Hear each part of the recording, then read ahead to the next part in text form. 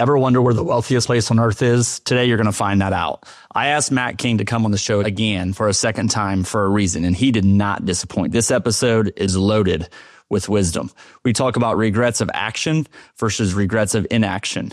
Matt has never been a cyclist, but he is now. He's riding from Mexico to Canada intentionally through small town USA, and you're going to love what he's doing in these towns. He works hard and he does it for his kids. And I think this is one of the biggest things that society is missing, and I'm wondering if you're missing it or not.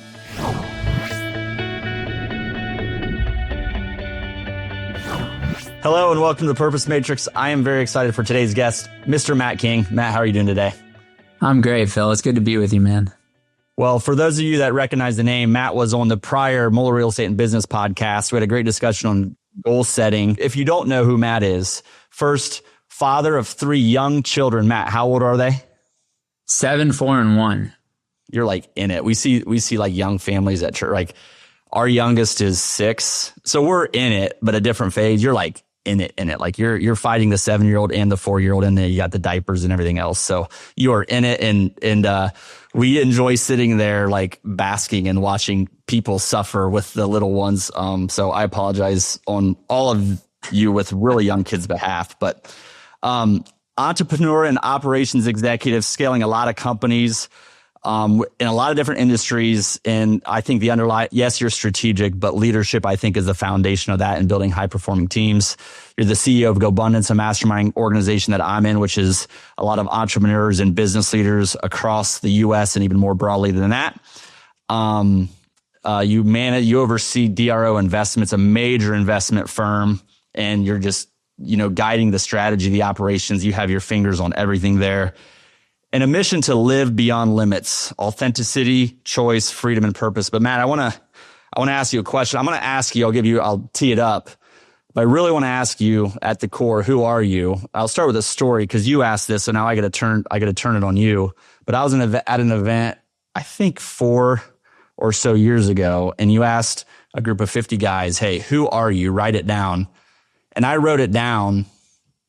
But when I wrote it down, I had a remarkable, which is an erasable electronic notebook, thankfully, because I wrote it down, and I wrote down, like, I'm in a room of business leaders, right? So I'm like, yep. I'm a business leader. I'm an entrepreneur, right? So I wrote that down, and then you asked everyone to kind of share, and I sat quiet there, and people were like, hey, some people said, I'm a leader, I'm a father, I'm a child of God, I'm a person of faith. All these different answers came up, and I'm like, oh shoot, I might not have my priorities right. I'd like to say it was because of the room I was in on what I was writing, but I didn't necessarily, like, I've thought about that question a lot myself. So I actually like to ask people and see where they go. I don't give the story, but who are you? Who is Matt King? Of course, like the cliche answer is I'm a husband, I'm a father, I'm a son, I'm a friend, I'm a curious student of life that happens to also be a college dropout. But what I would say, like, at my true core, who I am is, like, I'm a person on a mission, recognizing that my hero is who I'm going to be tomorrow, or who I'm going to be in 3 years, or who I'm going to be in 5 years. And Matthew McConaughey has like a very famous award-winning speech that I probably listen to somewhere between 1 and 3 times a week. It's like 5 minutes. And essentially what he talks about is, like, somebody came to him and asked him, like, a mentor came to him and asked him, like, who do you look up to? Who's your mentor? Who's your idol? And he said, I'm going to have to think on that. And he came back to that mentor and he said, like, my idol is me in a year. My idol is me in 3 years. My idol is me in 5 years. And then 3 years later is like, it's me in 5 years. And 5 years later, it's me in 5 years. And so, like, at my core, who I am is, like, I'm a person that recognizes that I'm still becoming who I was meant to be, who I was made to be. And I'm not living from a place of judgment or living from a place of expectation. Like, I'm living from a place of pure curiosity as to, like, what else could be possible for me, and, like, who else can I become? What else can I do? How else can I love? How else can I create experiences and joy and memories and moments? And so I would really say who I am is who I'm still becoming. And 3 years from now, if you ask me that question, I'll probably answer it the same way. It's who I'm still becoming. And, I think a quote or a concept that really resonates with me, because I was literally journaling on this morning, is the wealthiest place on earth is the graveyard, because most people are buried with the book they never wrote, the business they never started, the dreams they never actually pursued. And so like, I'm trying to make sure that when I'm buried, because unfortunately it's not a matter of if, like we're all going to die, at least in this current state. Maybe AI will change that, but we're all going to die.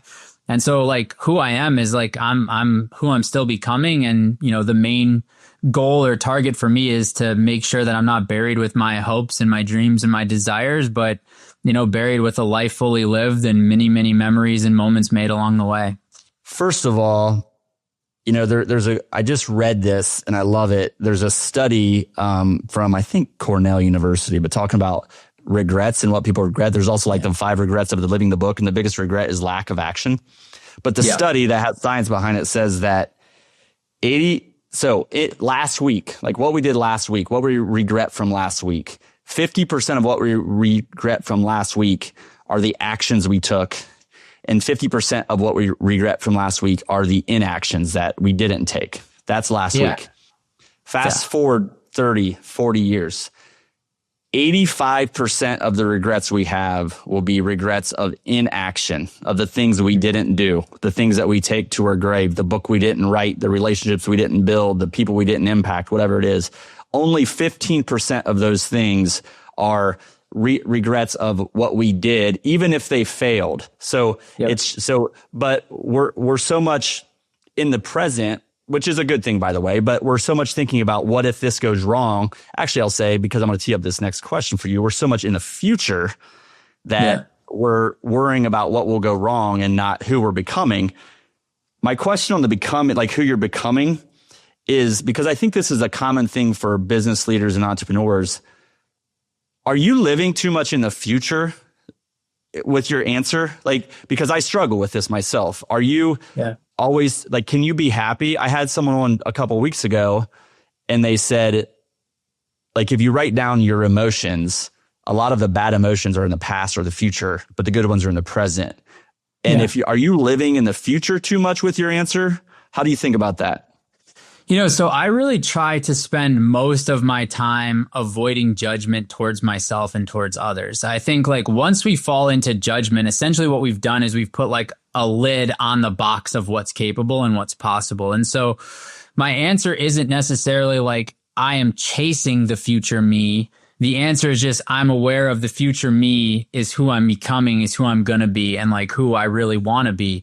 But it's not like, you know, I have goals and I have a vision and like that's important to me, but it's not everything to me. You know, I do struggle at times with being in the present, but it's not necessarily being in the present, it's being present. And that's just because of these, you know, stupid devices that we carry around that have our email and our text on it that, you know, mine, unfortunately or fortunately, has a way to blow up all day. And so when I get home, I feel as though there were things that I still wanted to do in the day that I haven't gotten to, or answers that I needed to get done, or people I needed to get back to. And so really what I've been working a lot on, Phil, is letting go of this burden that I carry that I need to respond to everybody. I used to be like a 0 notification human. 0 unread text messages, inbox always like to 5 to 7 emails max, like no, you know, little dots with the 1s or the 10s or the 50s on it. And I've really let go of that. Like I felt as though I owed it to people to get back to them.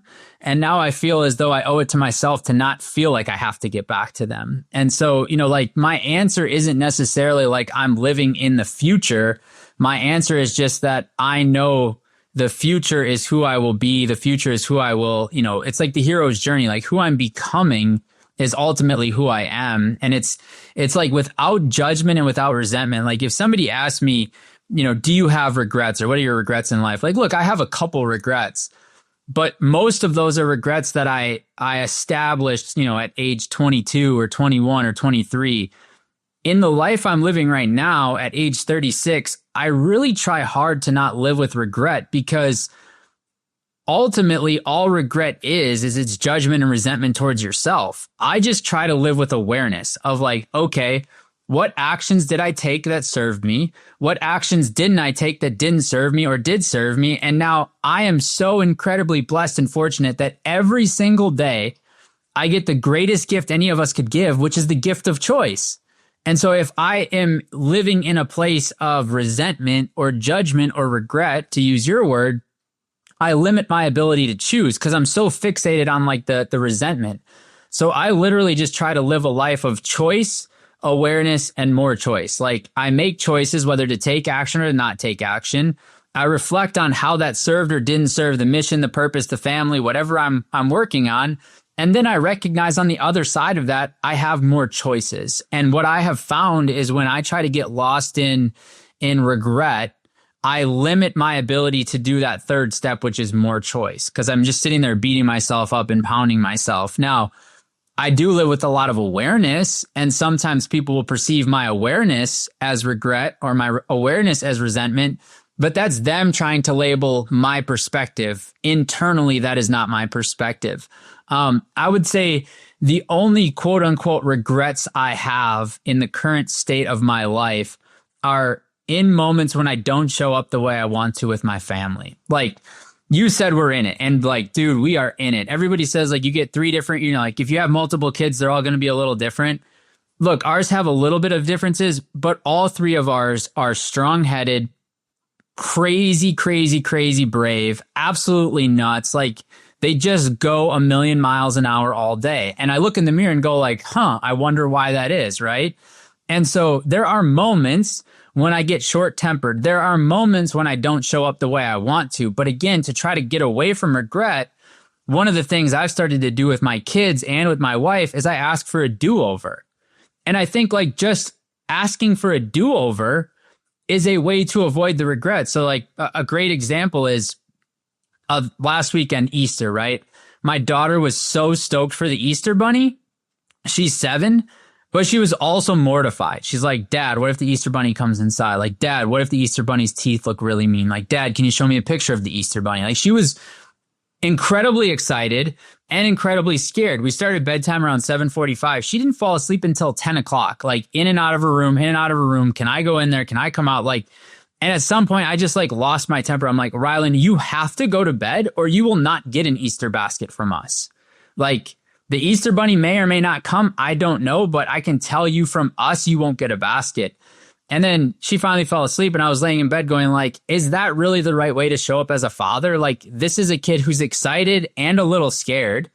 Like, did I do it right? Or did I get it wrong? And again, it's me trying to get to a place of awareness. And so the next morning I just went to her and said, hey, Rye, can I have a do-over? I really wasn't proud of the way I showed up last night. You know, the story I was telling myself is that sleep is so important for you, a growing child, and to make sure you stay healthy and you really need your sleep.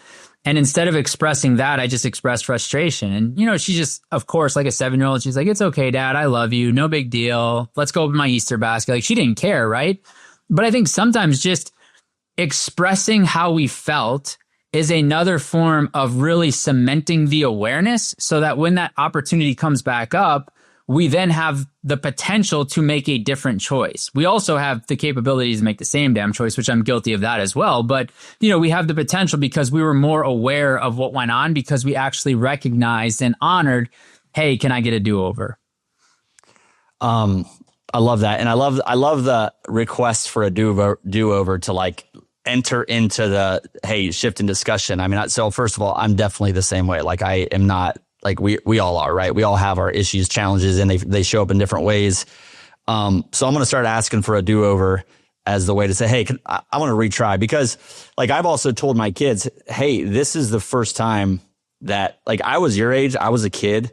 This is the first time I've been a parent to someone like you at your age. So I'm working on that too. So can I get a do-over? I like that a lot. There's a lot. So grace versus shame. And I think that ties so much to judgment versus forgiveness. And I think like your ability to not judge yourself, be aware. I like that a lot. Like the differentiation of awareness. I'm aware what I did. I'm aware I did it wrong.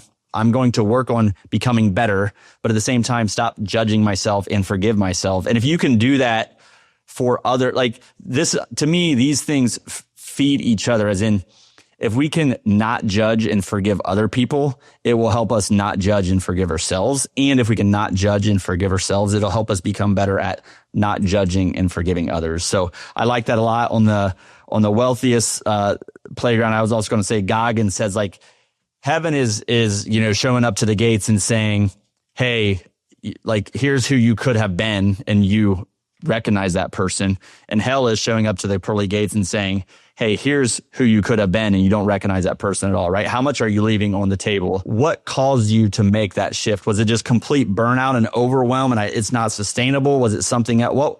What made that shift, help that shift happen? I would say I'm still making that shift. And it's like something I'm still actively working on. And the reality of it is I realized at one moment I was carrying this burden of I need to answer all of these people. And that led me to go, I can't sit at the dinner table without my phone because I'm answering these people. Or that led me to laying in bed at night till 11 o'clock answering emails or cleaning up my emails. And I'm just like, I've gotten to the place where, like, my father-in-law says this all the time. Is anybody going to die? No. Okay, cool. Is anybody going to get hurt? No. Okay, cool. Well, then it can wait till tomorrow. And it can wait till the next day. And the thing I've really resonated with right now is my parents used to have in their room when we were growing up, they had this sign, and I think it's because they broke up and then got back together and then got married. But they said, if you love something, set it free. If it comes back, it was meant to be. If it doesn't, it was never yours, or some iteration of that. And I've just kind of like really channeled that with like emails and text messages. Like 97% of the time when I get an email or a text message, it's somebody giving me their problem and wanting my help to give them a solution. And look, I love to be of service and in service. And that's why I always felt the need to respond. I was like, oh, I can help them. Oh, I can help them. Oh, I can help them. But at some point you recognize that whole concept of being on an airplane, in the event the cabin loses pressure, put your mask on first before helping somebody else. I wasn't putting my mask on first. And so I was completely depleted, which then means the people I love the most are the ones who got the least of me. And so I was like, look, if this email was meant to be, it will come back to me. And if it wasn't, it never was, right? And like, I just really recognized that I was carrying a burden that other people's problems are my problem. And I still, like, to some degree like to carry that burden because I do love to be of service and in service. But at the same time, it's now on my terms, not on their terms. Like, I mean, the other day, I can give you a great example. A guy is doing a movie and David, the family officer, and David invested in the movie. Well, the guy came up a little bit short on his funding, but the movie's supposed to start. And he reaches out on a Friday, like, hey, can you guys do a loan? I'll send you the paperwork. By the way, I need the money on Monday. I mean, me 2 years ago would have been like, absolutely. And I would have spent hours on the weekend looking over those loan docs and figuring it out. Me now is like, yeah, man, we'll do the best we can. I'll get it over to legal. And then he followed up on Monday. It's like, hey, what's going on with the loan? I'm like, I haven't heard back from legal. And I haven't heard from him since. And I'm like, I'm not going to chase him. He's not going to chase me because I've already kind of given him a little bit of a stiff arm. But I'm like, look, dude, we already tried to help with the project. I really want the project to be successful. I really care about him achieving his dreams of launching this movie and doing this thing. But like, it's not my fault that here you are about to record. Yeah, he's got to figure it out. Yeah. So it's like, I'm just not going to carry that burden anymore. And I think it's just, I guess maturity is what I would say, but I think more than anything, it's an alignment of values and what's important to me. And also, Phil, like, I'll be 100% candid and vulnerable with you. What started to happen was I was always quick to respond to people whenever they needed something, whenever I could be of service, whenever I could be in service, like whatever I could do to support. And then God forbid the roles were reversed and I would reach out to them and I wouldn't hear back. Or they would respond that they couldn't help, or they couldn't make the intro, or they couldn't do the thing. And I was just like, what's the point of serving at the expense of my family and my friends and myself if it's not going to be reciprocated? And it's not about it being reciprocated for it to matter. It was just like this awareness of like, I can't care more about other people than I care about myself because they don't care about me more than they care about themselves. Yeah. I want to talk about alignment of values. So you talked about being a good father, and you have all the capability of now generating, and if you don't have it, all the passive income you need to not work, right? Mm-hmm. But you're not choosing to not work. And there's people out there that are choosing to not work. You know, my goal was to be able to not have to work. Like that was me at a prior phase. Fatherhood is so important to you, but you're very busy. Not only are you very busy with work and just managing a lot of different companies as a CEO and a COO and all these different roles. I don't know how you do it. You're training for a bike ride across the country. So are you living in alignment? Like, are you and why do you feel so compelled to work so hard? I believe that our kids learn more from our actions than they do from our words. And if I tell them they have to work hard and they have to have grit and they have to have determination, and when life kicks them, they have to get back up.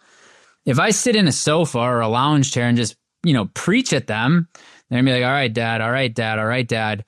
But if my kids see me get up every day and get to the office at 2 a.m, like today, and ride the bike for 3 hours and 40 minutes this morning and do another 2 hours this afternoon and talk to them about that and communicate that to them and take calls when I need to take calls and do the things that I believe they should feel inspired to do too when they get older, which is to pursue their passions and their dreams.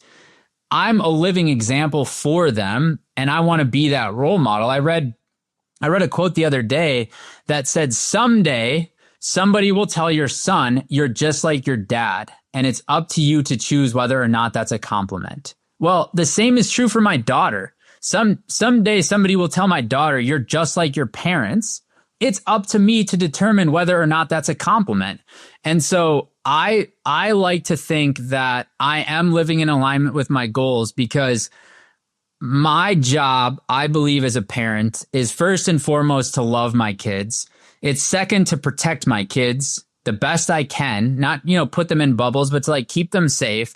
And then third, it's to set an example for them of how I think kings show up in this world. And just to give you some context, King is our last name, so it's not some narcissistic perspective, but how do kings show up in this world?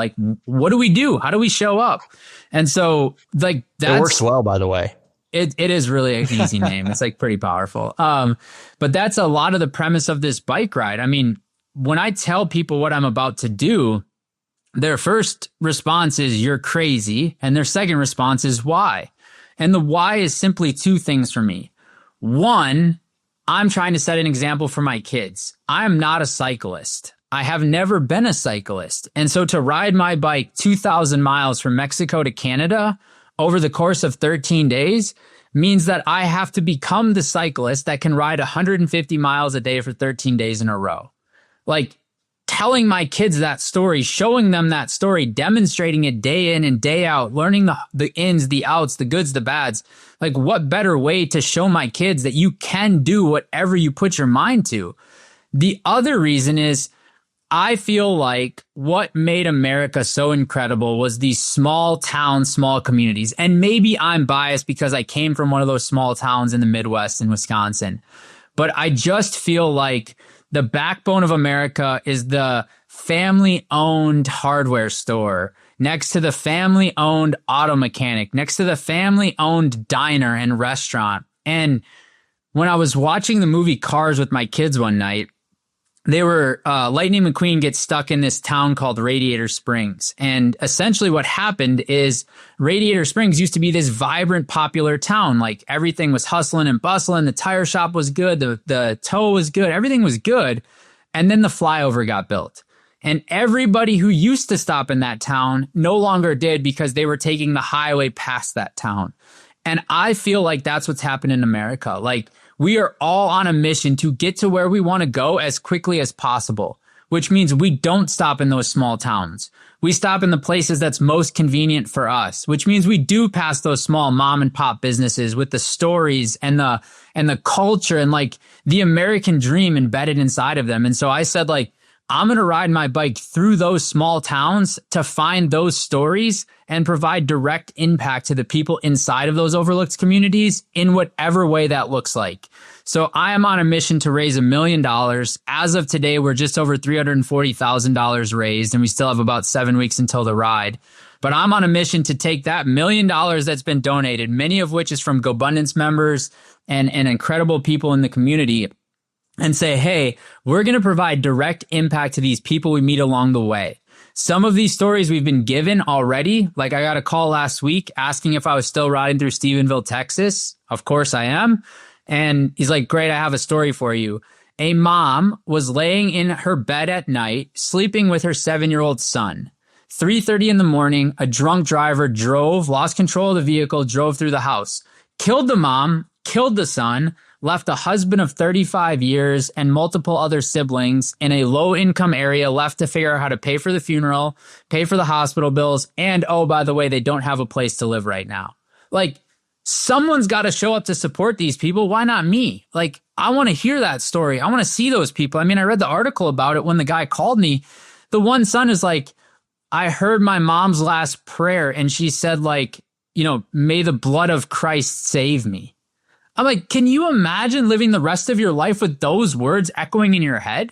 Right. Now, it's not my job to necessarily heal that wound, but it's my job to make sure he can focus on healing that wound and doesn't have to worry about paying for the funeral or paying to fix their house. And so we're going to show up to that family and we're going to do whatever it takes to put them in a better spot to face what they're still yet to face, which is the actual reality that they no longer have a mother or a brother. They're gone. And so I really think, Phil, like my mission in life as a parent is to really set the example for my kids. And so when it comes to like living my values, when it comes to working too hard, like I just kind of revert back to the story I tell myself is it's my job, it's my obligation, it's my opportunity to set the example for my kids as to we find the way or make the way to achieve whatever we want, regardless of what that takes. And sometimes that means working really long days. First of all, I love it. And someday someone will say you are just like your dad or your parent or whatever. That is, they're going to say it, right? And it's, is it a compliment or is it, I can't believe that. And by the way, so the topic of being an example and just your answer to the fundamental question of how do you align these things? Brandon Turner asked a question, like what breaks your heart is when I see people with so much potential and so much capability and they're just living. It's not bad to be content, but I think contentment comes from being full, living wholly, going after it, being alive, not from doing nothing. And when I see people with so much talent, God-given talent, gifts, and they do nothing, it just irritates me.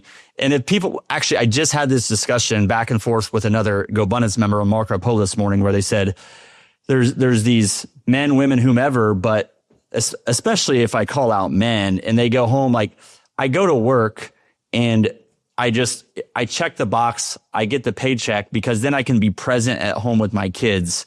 And like, that's a victory for them. But your kids are seeing, you're present. That's good. But they're also seeing purposelessness. Like to me, that's what you can talk to them and tell them what you want them to do, but for them to see purposelessness. And what I would say is no matter what phase you're in, no matter what age you are, your kids. So there's a guy from Dayton. So Darren needs, Darren, right? He told a story. Yeah. He didn't really start to become an entrepreneur and a business leader until he's 53, 54 years old. But his kids are now adults and they get to see it like with him and do it with him. It's not too late to do this. Like if you're 25, okay, like your kids this is all they're going to know. But if you're 35 or 45 or 55, they get to see the change and the shift. Like what an opportunity that is. So don't wait until then.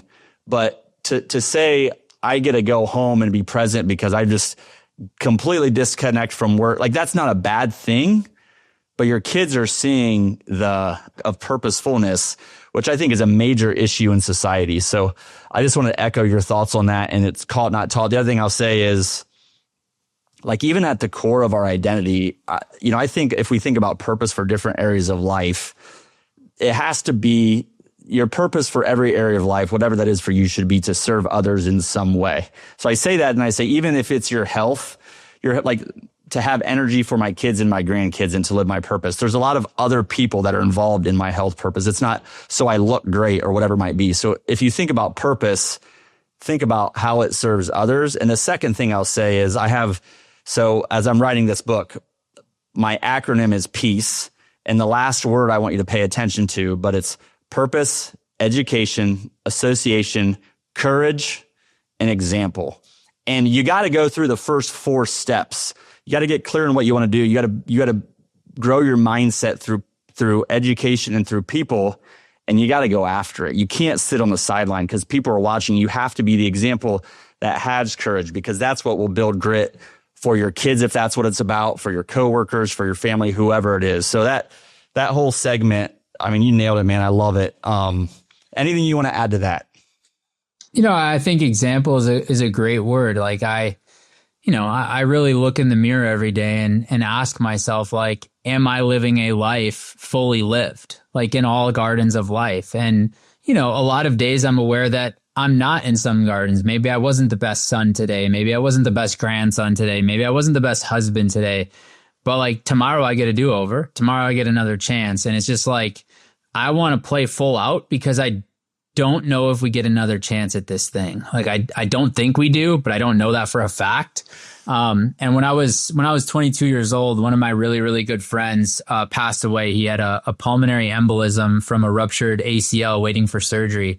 Died in our friend's basement playing pool before we were going down to the casino to have fun as a bunch of 22-year-old knuckleheads that thought blackjack was a good decision in our lives.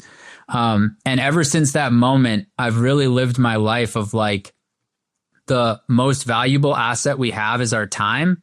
And yet it's the only asset we never truly know the balance of. We don't know when our time's going to get called. And like, this was like a good looking dude, one of the most athletic people I've ever met, one of the smartest people I've ever met. Like literally the world was his oyster. Like he could have done whatever he wanted.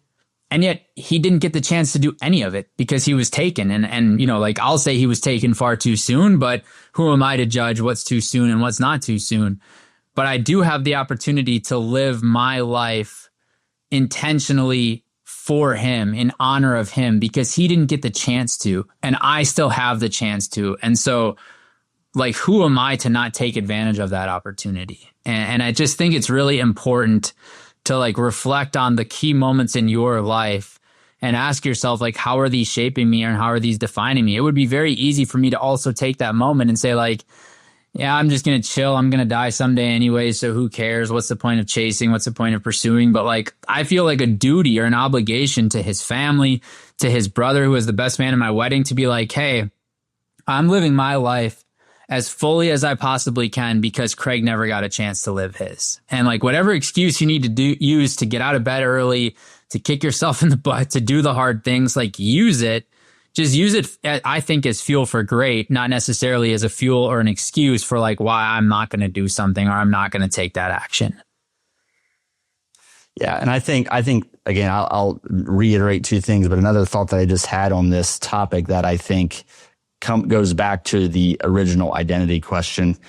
So first of all, you told another story about why you're doing what you're doing and how you're living, and it's focused around other people, right? Like that, to go back to that point, like if you are lacking motivation or inspiration, maybe it's because whatever you're trying to do is self-serving, and there's phases you have to go through and figure it out, right? I'm not saying I was never like that. I'm still like that for sure. Like I do that. But what I find when I do things for other reasons, other people, bigger things, I work harder. I have more courage. I act more when that's the case.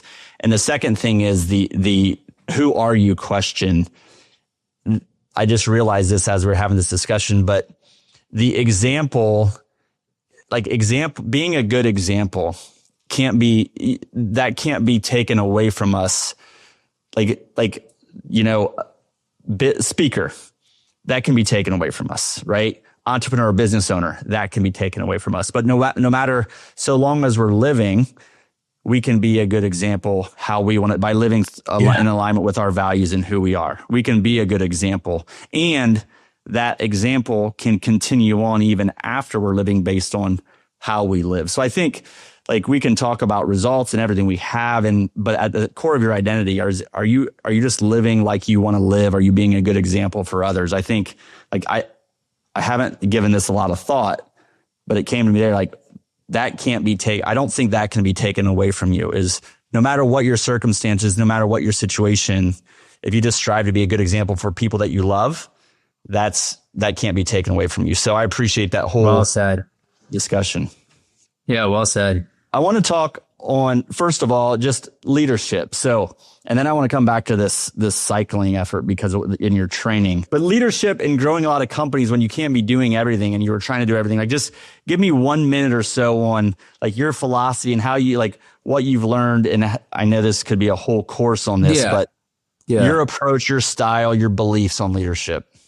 So what I've learned is I struggle with delegating still to this day. I've gotten a lot better, but I still struggle because I feel like when I delegate, I'm telling somebody I'm above this task, you go do it. And I've had to let go of that narrative and that story that I've told myself to kind of go to the next level.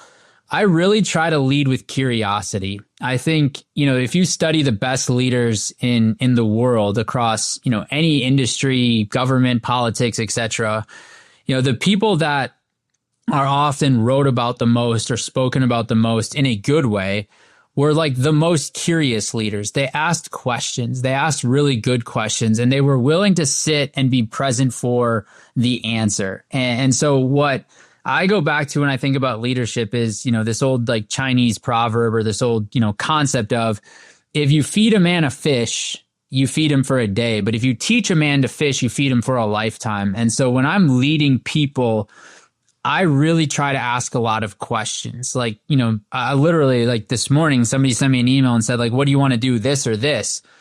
And I simply responded and said, what do you think we should do? Now, when they come back to me, if I don't agree with that, I'll be like, that's a really interesting perspective. But what would happen if we did boom, boom, boom, boom, boom, or whatever? I'll answer it in a way to help them get awareness around how I'm thinking about it and show them what I would choose. But I think as a leader, as even like a parent too, as a leader, I believe it is our job to let people take risks and make choices so long as they learn from those choices, whether it be good or bad. And if it's bad, it's our job as a leader to fall on the sword and say, that's on me. And if it was good, it's our job as a leader to be like, that was all them. They're good. They're a badass. They're a rock star. And I think when you lead that way, the people that you're working with on a day-to-day basis will run through a brick wall for you. And I think ultimately, what I have really learned is how you show up for others dictates how they'll actually show up for you and the business. And it's really actually much easier than people think. People think it's tied to titles. People think it's tied to money. Like, look, those things are driving factors and they are driving forces. But at the end of the day, the people you're leading are the same as you. They have 3 basic needs. They want to be seen, they want to be loved, and they want to be heard. So see your people, hear your people, love and honor your people, and they will literally run through a brick wall for you. And it's really that easy. Yeah, I love it. Lead with, good questions and being present, and not, like presence is power too. And by the way, good questions, like let them, like if you're just answering, they're not thinking, make them think, and then let them take risks, let them fail. They'll learn from it. So I appreciate that. And we not enough time to do it justice, but I want to talk about this 2 a.m., couple hour bike ride, and not just like a casual bike ride. You're going to do another one tonight. Like you are training hard. You are not, I'll say this, you can correct it. You definitely were not a cyclist a couple of months ago. You're becoming a cyclist. But how hard is this training? Let's start there. Like how hard is it? Oh man, it's really hard. Like everything in my life, I believe that the way to become the person I need to become for whatever I'm trying to do, the easiest way is to find experts and enroll them in my life, whether that be a mentor or whether that be a coach. So I hired a cycling coach. This guy's training for the Olympics. If he's training for the Olympics, he certainly can train me to ride my bike across the country. And so he uses this app called Training Peaks. Every Sunday, uploaded in my app is all of the training I have to do. And I just follow the plan he's giving me. Like, I just trust that he knows what I need to be prepared to do, and I just follow it. And, this week, for instance, I have 20 hours and 21 minutes scheduled on the bike. I mean, when you think through that, 20 hours and 21 minutes on a bike, in addition to probably on average, I work 60 hours a week, in addition to 3 kids, in addition to a wife, in addition to a ranch with 50 plus animals, like, where do you find the time to fit that in? I forgot to say farmer, by the way. I had it on my list that we might get to, so maybe that'll be next time. Yeah. So the training is really hard. Because I am not a cyclist or was not a cyclist, I also have learned a lot. Like, whoever invented the bike seat is like, should have never made the amount of money. There's got to be a better answer. There's got to be a better way. Like, that thing is the most uncomfortable thing. And like, you can buy the padded shorts. I got them. Trust me. It doesn't help. Like, not even a little bit. And, are you wearing like the tights during this thing the whole time? Like, are you going to be like, are they like neon green tights? I have this image of you in like tight neon green. They're not neon green, but they're actually the bibs. So you could either wear shorts or you could wear bibs. Bibs are almost like a wrestling singlet. The advantage of the bibs is the shorts will have a tendency to like slide down and fall down. Like, not like you'll be there naked, but they'll like slide over time. Yeah. The straps on the bibs actually keep it up. So I wear the bibs with the butt pad, which makes it look like you got a diaper on. It helps a little bit, and any little bit helps. Don't get me wrong. Right. But I just go back to like the why, Phil. Like, first training camp was 2 weeks ago. I told the team I want to go through 2 training camps. I want to make sure I'm prepared. I want them to make sure they're prepared. And I want to make sure we are prepared for all aspects of this, the cycling, the fuel, the giving, all components. So first training camp was back-to-back 100-mile days. The first day we rode 103 miles. We ended the day at the Burke Center for Youth because I wanted to really make sure we focused on the give back as well. What the Burke Center for Youth is, it's an organization that houses young men ages 11 to 17 who have all been victims of sexual abuse, neglect, and extreme trauma. We spent an hour and a half with them, provided them with all new sports equipment, all new furniture for their reading area, their lounge area, and then just hung out with them for like an hour and a half. Of course, the one boy was 11. He had just gotten his bike privileges. So the first thing he said is like, will you ride your bike with me? I'm like, dude, I just rode for like, really? But of course I was like, yeah, dude, I'm in. Like, let me go ride my bike with you. And what I'll tell you, Phil, is like, the training's hard. The hills are hard. The headwind's hard. But they're a hard I chose. The hard these kids are facing, they didn't choose. Like, this 14-year-old boy comes up to me, tells me his mom's in prison. He never met his father, and his sister's been adopted, so he can't talk to her. She can't talk to him until they're both 18, assuming he can find her because that's what the system says. So you've got a 14-year-old boy navigating anger management issues with no family around in an environment he is not familiar with at all. And I said to him, like, what's your goal? Like, where do you want to go after this? And he's like, I really want to get better so I can go back to the foster home where I have a really good friend. But I got kicked out because of my anger problems. When you think through the cards that boy was dealt, that he didn't choose, that no kid should ever be dealt, you recognize, like, I chose this hard so that kid maybe has the opportunity to make a choice in his life that's for the good, because he hasn't had that opportunity yet. And when you put it into that perspective, the training doesn't matter. The hills don't matter. The lack of sleep, like, it all doesn't matter. It all becomes irrelevant because it's all my choice.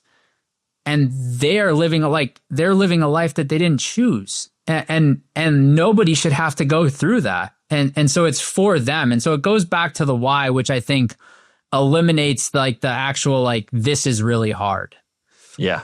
Yeah. And what I like about you're choosing hard for people that don't think they have choices in life at all because they haven't been given choices and they're young, and like that's how they've been developed. Now, I think, and you're trying to give them, you're helping them and you're giving them some freedom.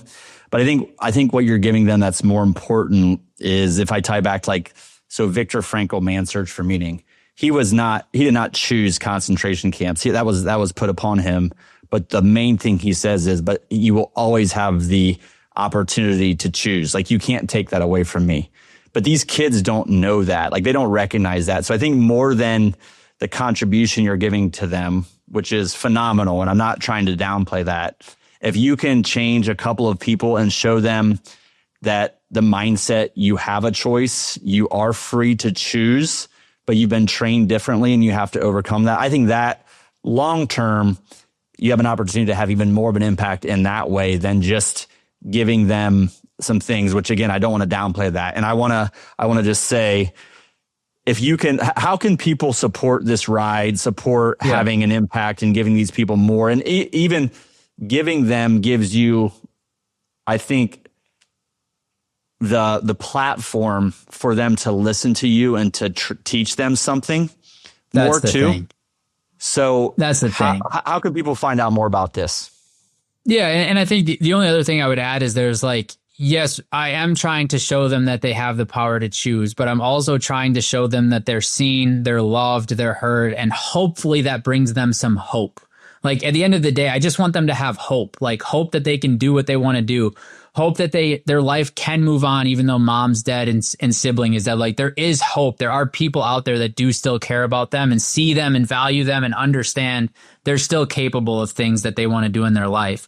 For people that want to support it, if you go to backtheride.com, BACK the ride, RIDE.com, you can follow along on the journey. You can see the map. You can nominate stories along the route for people that need to be impacted or could be impacted, organizations that could benefit from our mission. You can make a donation. You can even sign up to ride, Phil. So we have over 21 people signed up to ride with us at various points, some of which tell me they're going to ride all day. Some of which tell me they are never getting on a bike. They are literally coming along to sit in the RV and help with the give back and just be there to cheerlead and hang out. Like, you know, some Go Abundance guys, John Edwin, Camille Mara. So like, we will be there and we will be in the RV drinking a vodka tonic, cheering you on. We just want to help with the give back. We just want to help make a difference. We just want to help with the impact. They're great guys, by the way, but they're amazing humans. They're just like, we don't like biking. I'm like, I get it. I understand. And so if people go to backtheride.com, they can find all different ways to support the mission, like literally just following along. Every single day on YouTube, we'll drop a video from the day prior. I really want to show and tell the story, not just of the biking, not just of the doing something hard, but of the give back and the communities we go through and the people we meet along the way.